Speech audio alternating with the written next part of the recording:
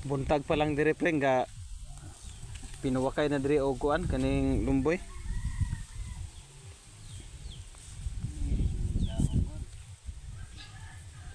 Ay gani preng kay wala ra pod ataka sa kuan sa ulod. So mao ni masaya mga lods oh. Ang ilahang problema kay ang ilahang dahon sa duhat nga gawin nilang likin o yusi kinakain ng insekto. Yan. Saka namumulot sila dito mga idol.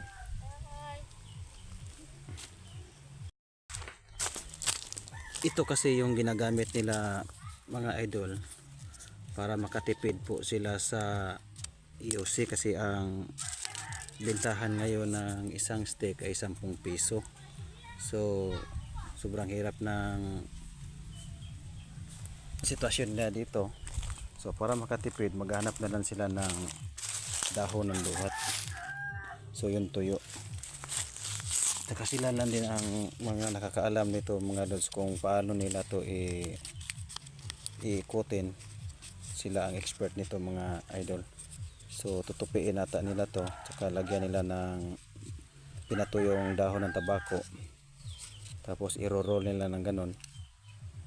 So magiging yusi na. So successful ang kanilang ginagawa. Kaya ito si Pare Andres, marami ka nang nakuha preng, daghan na kag nakuha. So gagmay, maliliit mga loads ang nakuha nilang dahon. Kaya nang umaga kasi mga idol, ang daming kumukuha ng dahon ng duhat. Ayan, merong medyo brownish pero matagal pa yan mahulog. Saka ang gagawin nila dyan mga lods, pag nalaglag na yan, kukunin naman nila yan, saka isasabit naman nila yan sa taas ng abuhan. So mga lods, napakaganda ng panahon natin ngayon. Sana ay tuloy-tuloy lang ang magandang panahon. Ilayo tayo sa masamang trahedya, sa mga bagyo na yan.